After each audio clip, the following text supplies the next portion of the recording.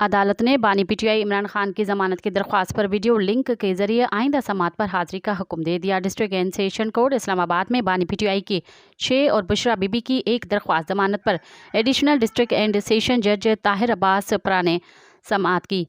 PTI के वकला खालिद यूसुफ चौधरी, सरदार मसरूफ खान और बैरिस्टर राय सलमान तारिक नून अदालत पेश हुए। दौरान समात वकलात ने मौक़िफ़ इख्तियार किया कि गुज़िश्ता समात पर बानी पीटीआई की वीडियो लिंक हाजिरी और बुशरा बीबी के प्रोडक्शन के ऑर्डर हुए थे।